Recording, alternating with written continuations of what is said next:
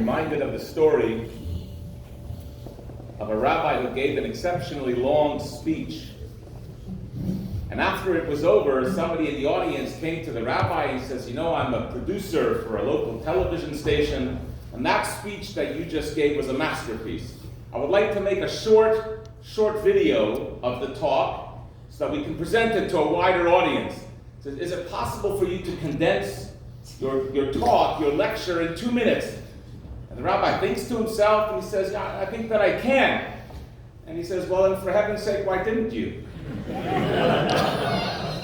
So I was asked to speak about the history of the Rambam for 30 minutes or so, and then in 6 minutes you have the life of the Rambam on video. I'm thinking, do I have to scratch the talk, give something else, or give the longer version when you know it can be condensed in 7 minutes?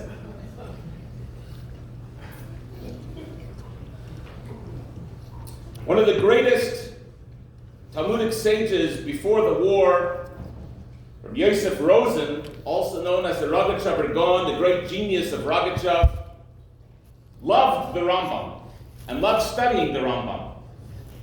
And there were times when he would be studying the Rambam and he would get to an exceptionally delicate point and he would say, "I, Rebbe, Lebensholster, my Rebbe, you should live long and be well." The Rambam, of course, passed away centuries earlier. And we ask ourselves the question, what can it be about the Rambam that would create such joy in a scholar like Rabbi Yosef Rosen? There's another wonderful essay by Rabbi Yosef Ber Soloveitchik, the famed Rosh Yeshiva of Yeshiva University, known as the Rav. And in it he describes, as a child, looking at his father, Rabbi Moshe, crying because there was a difficulty with the Rambam that he couldn't resolve. And he describes how he runs into his mother and he says, "Mama," says, "Father couldn't answer the Rambam." And his mother calmed him down and said, "Perhaps not today, but I'm sure by tomorrow your father will have it figured out." This is a different reaction, but to the same book. And in some way, both of these reactions, the extreme pleasure and the pain, speaks to a passion for a sefer, but it's much more than a sefer. It's much more than a book, than a work. It's a perspective. It's a way of looking at the world. And Rabbi Lupyansky was speaking so beautifully about how the Rambam encompasses all of Torah, but if you actually look at the Rambam, he begins with the conversation on the cosmology of the universe, with the creation of the world. And he concludes with the coming of Mashiach. Rambam's view of Torah is not just an all-encompassing one. Rambam looks at Torah as instrumental to the process of history, beginning at the very origin and concluding with the coming of the Mashiach. So let's spend some time talking about the Rambam, talking about the life of the Rambam, and hopefully giving us an appreciation for some of the ideas that we heard discussed today and some of the ideas that will be mentioned soon. The Rambam was born Erev Pesach, and very uniquely, we even know the time. It was 1:20 p.m., Erev Pesach, to his father, an illustrious Dayan, judge, in the city of Cordoba, in the south of what we call today Spain. Then it was Arabic Andalusia. And the Rambam is born into a very illustrious family. The family, we today know the Rambam as the Rambam, but before the Rambam was the Rambam, the family was known as Ibn Ovadia, which was the founder, the father of this great family. And in his Pirush HaMishnayos, the Rambam actually spells out the generations of rabbis and dayanim that he was a descendant from. The Rambam was raised in Cordoba. At that time, Cordoba was a city of 3 religions, of Judaism and Lahavdil, Christianity and Islam, and it was a tolerant society, and Jewish wisdom flourished. I'm sure you're familiar with the term, the golden age of the Jews in Spain, this great cultural period of incredible innovation, and not just in the realm of Torah, but in other fields of wisdom as well. The Rambam was born at the tail end of this era we know as the Golden Age, and he grows up in a very idyllic scene. But that doesn't last very long, and it is around the time of the bar mitzvah of the Rambam, and we use approximate dates because there are approximate dates when it comes to the Rambam. Say he was born 1135, others 1138, so there's some ambiguity there. But so around the time of his bar mitzvah, from the south of Spain, now Cordoba, of course, is in the south of Spain. Beneath that, you have the north of Africa, and there was a new empire that arose called the Almohads, and they began a process of mass invasion and conversion. And we know, of course, as mentioned very briefly in the video, there was a concept in tolerant Islamic states known as the dhimmi. The dhimmi was a class of citizenry that was not Islamic, but was protected, provided that you paid a certain tax called the jizya, and you were a protected, tolerated minority. The Almohads had this idea that it was approximately 500 years from the founding of their religion, and whereas for 500 years it was mutter, it was permitted to not be a Muslim as long as you paid this particular tax. But now that Islam has been around for 500 years, that's not an option anymore. And this was abolished, and you were basically given a choice in any country conquered by the Almohads. It was either to convert to Islam, or to leave, or to die. That was your choice. And Rambam's family fled. For 10 years approximately, the Rambam and his family are wandering to the north of Spain, further away from the front, and then actually back into Morocco itself, and they settle in Fez, which was really the seat of the Almohadic Empire, and it's difficult to understand why it was, if the Rambam's family is running away from the Almohads, that they would seek to settle in the heartland of the Almohadic Empire. Perhaps it can be because, as we see later, ultimately the family does migrate to Eretz Yisrael. So it could be this was the first step of a journey across North Africa into Israel. It could also be that the thrust of the army was north, was on conquering the lands further north, and perhaps they weren't as particular about what was happening back home, as it were. There's also some evidence that if you weren't a citizen of that particular place, you were a refugee. There was also, apparently, they were somewhat lenient, as it were. So be it as it may, the Rambam and his family settle in Fez. It is in Fez that the Rambam, in the lifetime of his father, who was a very well-known personality, writes a famous letter. It became a very famous letter even in its own time, called Igeres HaShmad, the letter with regards to apostasy. What was the Igeres HaShmad? There was a rabbi far away from where all this upheaval was happening who suggested that Islam was a form of pagan worship. It was a form of idolatry. And as we know, any time a Jew is faced with having to make a choice between martyrdom and apostasy or idolatry, you have to choose martyrdom.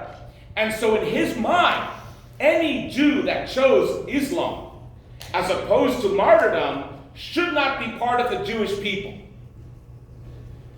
And you can imagine the heartbreak that such a psak, that such a ruling would have on so many Jews that were forced to accept upon themselves the faith of the Muslims. And in this letter, you have to recognize the Rambam is very young here. The Rambam's in his 20s. And in this letter, the Rambam writes very forcefully, very, very forcefully, about that Islam is not, although of course it's not the faith for a Jew, but it isn't idolatry, and to profess a belief in a certain person as a prophet does not consist of idol worship, and certainly if this was done under duress, it should not be held in there as some form of a condemnation of such a person. A very, very encouraging letter. And the comfort that this letter gave the Jewish people was immense, and really it began to rocket the Rambam into worldwide fame, because people were speaking about this particular letter, and I cannot encourage you strongly enough to read this letter. It's a wonderful letter, and it gives, I think, a lot of perspective, even on a time such as ours, where we're not dealing with forced conversions, but this idea that Jews who have been, due to circumstances, moved away or pushed away from the cradle of Judaism and Jewish culture, it's a very, very instructive letter. The Rambam also then begins famously on his Pirush HaMishnayos, his commentary on the Mishnayos. And again, we're talking about somebody in his early 20s, 23 approximately. It's difficult to put into words how mammoth of an undertaking this was for the Rambam. But you have to recognize the Rambam is not only embarking on a revolutionary commentary of the Mishnah, but he is also doing it simultaneously running away from all of these upheavals. And in fact, at the very end of Pirush HaMishnayos, the Rambam writes in a wonderful colophon describing or asking for forgiveness for any mistakes that he made. And he describes, he said, you have to appreciate, I wrote this commentary while running away from one upheaval to the next, on land and on sea. It's difficult to imagine the conditions under which the Rambam wrote this commentary. And it's much more than a commentary. The Rambam talks about rules of how to understand the Mishnah, how to understand the text, rules of logic, rules of theology, what we call emunah. You have to recognize before the Rambam, it's hard for us to imagine. Somebody came to you today, so what does it mean to be a Jew? We would have some idea of some of the foundational beliefs of the Jewish people. Prior to the Rambam, this didn't really exist. Somebody said, what does it mean to be a Jew? Be a Jew, I mean, you know what that means. You know, you Sholem Shabbos morning, Kugel Friday night, you know, you go to a shir. It was passed along in that way from parent to child. Nobody had formulated what it meant to believe, what it meant to be a believing Jew. The Rambam does this in his Pirush HaMishnayos. Formulates what we call today the 13 principles or foundations of Jewish faith. Think about this for a second. Here you have a young man in his early 20s, and he is putting to paper what it means, what it means to be a Jew. And the confidence that he has in his writing to suggest things like, if you don't believe in this, you're a kafir, you're a denier in the essence of Judaism. It boggles the mind. This was the Rambam. The Rambam was a visionary in the truest sense of the word. The Rambam's family stays in Fez for about 4 or 5 years, and then they begin to migrate to Eretz Yisrael. They began to move towards Eretz Yisrael. They don't stay in Israel very long. It's a very short time that Rambam stays in Israel. It's not so clear why the Rambam leaves Israel. We know, of course, that at that time the Crusaders were governing the land of Israel, and it can be, it's very likely that there were difficulties for Jews living in Israel under a Crusader kingdom. It's just a recording. Rabbi Deitch said I can speak for as long as I want. Just recording. It can be that perhaps Rambam's family didn't want to live under the Crusader kingdom. That's one possibility. It's also interesting when you read what's called Masos Binyamin, which is the travel diary or log, travelogue of Benjamin of Tudela. And he was a Jewish Marco Polo of that age. And he went all over the Jewish world, and he writes about it in detail. And he describes a trip to Israel. It becomes very apparent there were almost no Jews living in Israel. Several thousand, at the most, were scattered across the land. So it can be that the Rambam came to Eretz Yisrael, although he writes about it with great passion. And in fact, he describes a scene in his diary, and it's difficult to really understand what the Rambam is referring to because he's somewhat ambiguous. But he says, today I managed to visit the great and awesome and holy house.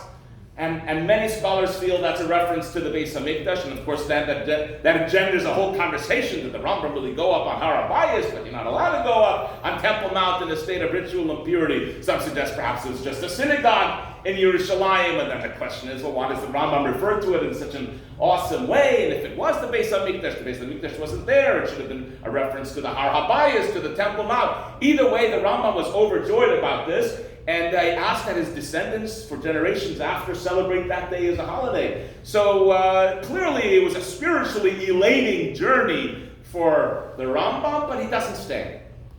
And he moves to Egypt. And that's, of course, where we begin to really encounter the star of the Rambam. And the Rambam begins on a journey to revolutionize the way the Jews study Torah. And there's no other way to put it. Again, he's a young man in his 30s now, and he begins a mission. He begins a mission. It begins with Sefer HaMitzvahs, and many see Sefer HaMitzvahs as just being an introduction to what became known as Mishnah Torah, the repetition or the reteaching of the Torah. And it's difficult to find the right words and how colossal of a job this was. It's frightening to think of how one human being can conceive and execute a work like the Rambam. Heschel once said, if I came from another galaxy and I didn't know anything about the universe, and I just began to read the accomplishments of this person called Maimonides, I would think that it was a university called Maimonides, and the output was put by a whole board of scholars. It's hard to imagine, but prior to the Rambam, it was very difficult for the average Jew to know what to do in a particular halachic situation. And the Rambam set, on his own, without other colleagues helping him, without any kind of hyperlinked source material, to synthesize all of the Torah up until that day. All of Tanakh, all of the Mishnah, all of the Talmud, all of the works of the Gaonim, every debate, every conversation, every discussion, get to the essence of it, and not only that, but to reformulate it, and in many times using words that were almost created by the Rambam, deduced from the Hebrew, but with tremendous precision. Tremendous precision. And the Rambam was not just thinking of how do I share these laws, he was reformatting all of these laws in a systematic way, in a logical sequence, so that you could, for example, open up the book dealing, let's say, with the portion of how to daven. And in those few chapters on prayer, Rambam will incorporate everything that you need to know, scattered from all of the works of the sages, how to daven. And sometimes you have one halacha, one law, that is encompassed of 10 or 15 different sources, but formulated in a remarkable way. Sometimes just with words, just to show you how careful Maimonides was. In a particular law, the Rambam is talking about the laws of payment. And what happens in a situation where somebody gives a loan, and he says, I want you to pay me back in front of witnesses. Not to pay me in front of on my own. I want you to pay back in front of witnesses so that afterwards we don't come to any ambiguity or disagreement as to whether the loan was repaid. And then when it comes time to collect, the borrower says, I paid you back already in front of so-and-so and so-and-so, but they died. Or they left, they're not around anymore. Do we believe that or not? And the Rambam not only gives the law that is contrary to the halachic decisions of his day, but he says why? He says, I researched this, and I found a Talmud written on parchment the way it was written 500 years ago. Now, when the Rambam says that this is a Talmud 500 years old, they're talking about soon after the redaction of the Talmud. And he says, I looked this up. Not only does my psak, does my ruling make sense logically, I looked up in this ancient source, and it was what I said. So the Rambam took tremendous care in the way that he researched his topics, and in the way that he presented these topics. And to think that the Rambam did this at the age that he did it in, it's difficult to wrap your mind around how big of an accomplishment this actually was. The Rambam, at this point, is known primarily as a scholar. Now, of course, we know the Rambam as many other things as well. And that happens as a result of a catastrophic event that became a very critical point of development in his own lifetime. and you saw mention of that. The Rambam had a younger brother. The Rambam had a younger brother named David.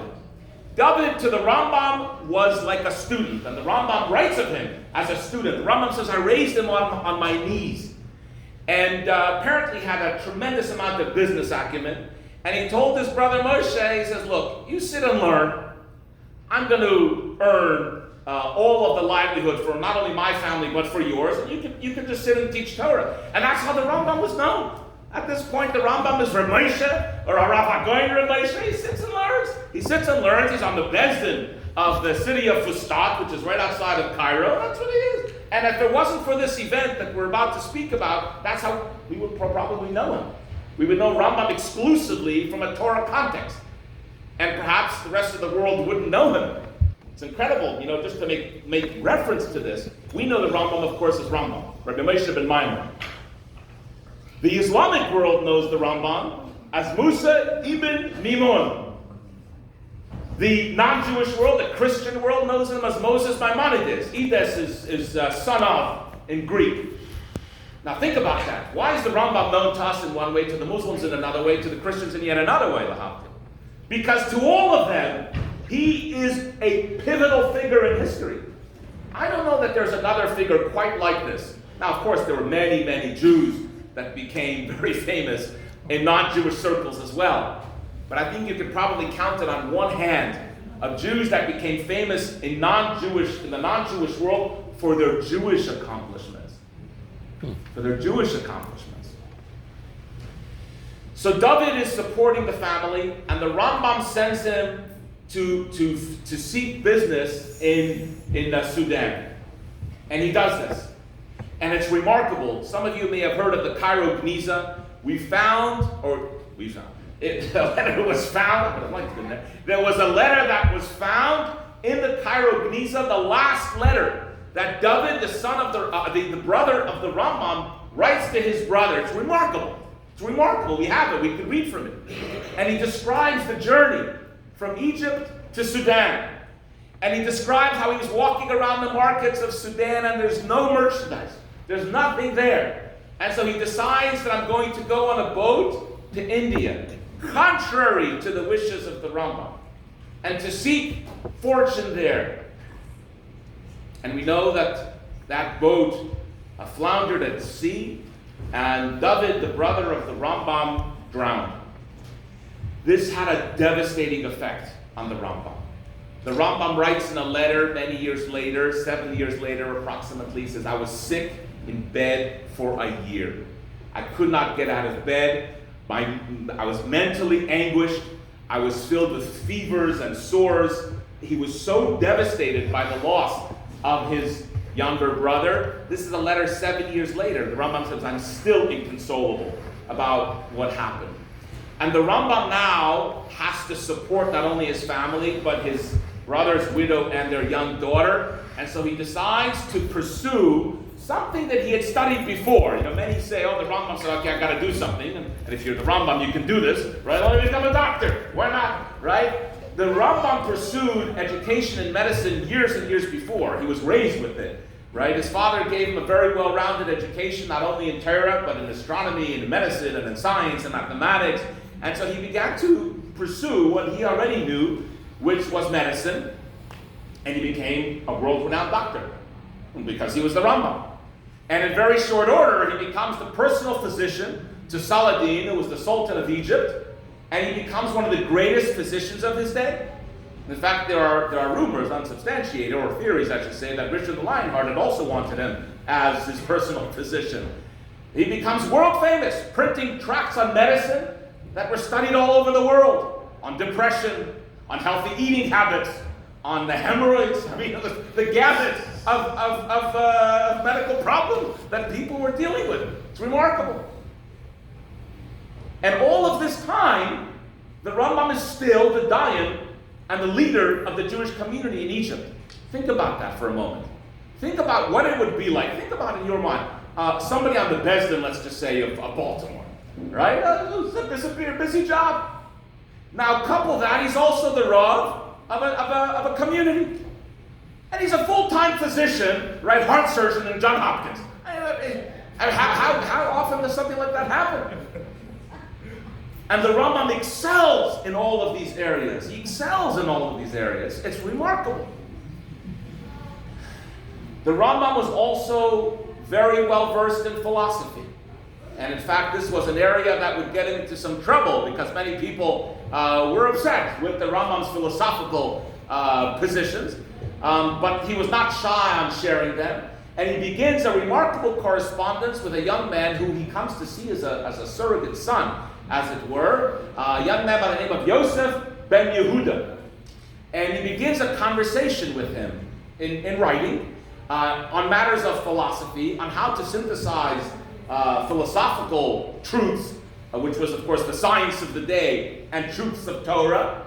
And the Rambam begins this long conversation with this particular student. And in time, we would have what's known as the Moreh Nevuchim, the guide for the perplexed.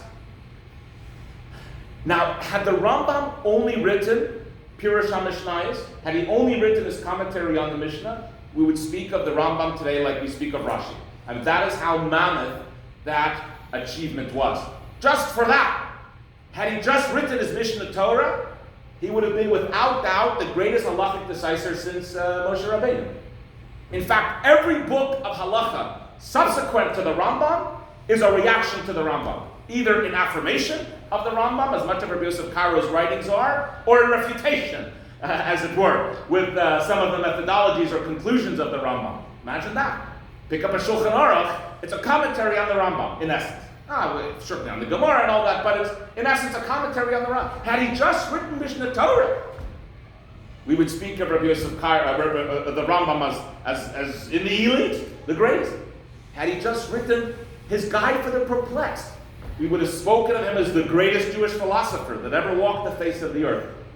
That he created and composed all three of these, including numerous other works, by the way, that didn't come down to us. You know that the Rambam wrote a commentary on Talmud, all of Seder Nezikin, Nashim, and Moed, and on Chulin, and on all of Yerushalmi. That had been lost to us, in the passage of time. It's hard to imagine how one person could encompass so much. And the Rambam, in many ways, represents this contradiction.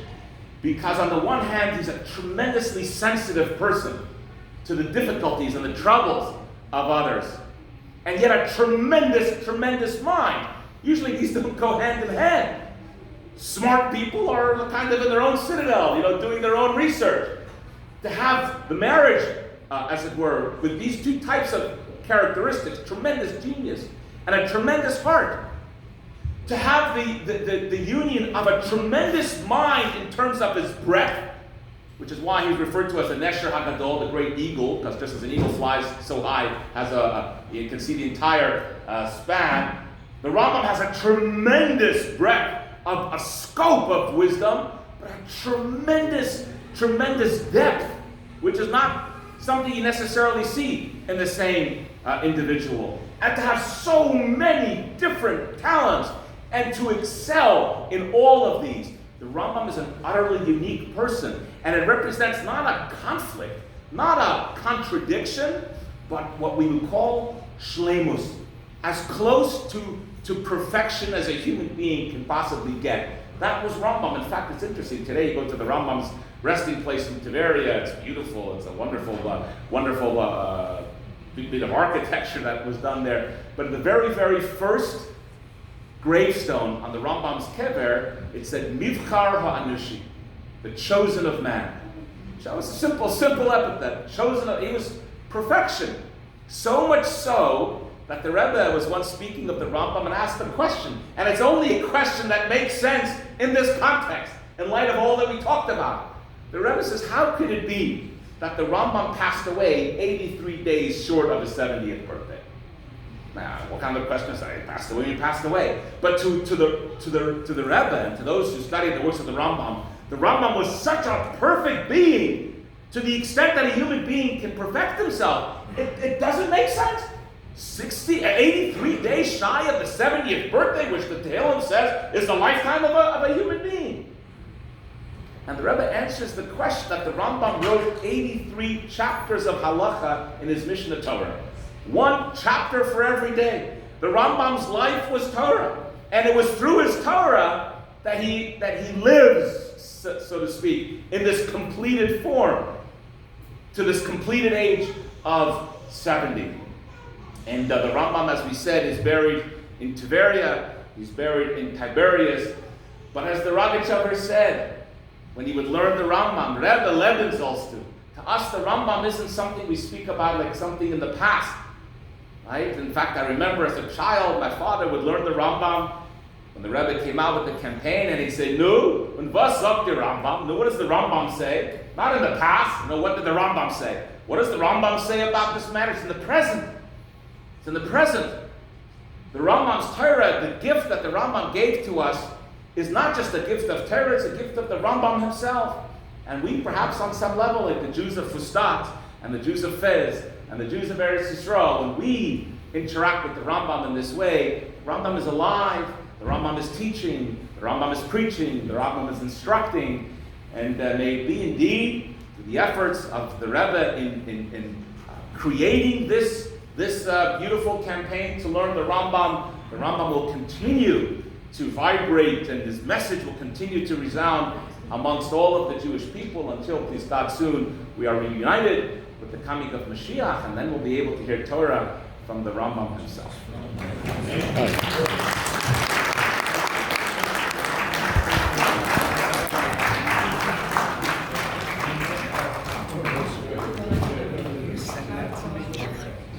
Should all the Virginia Chabadniks stand up and give Rabbi Fajnland a cheer? Thank you, Rabbi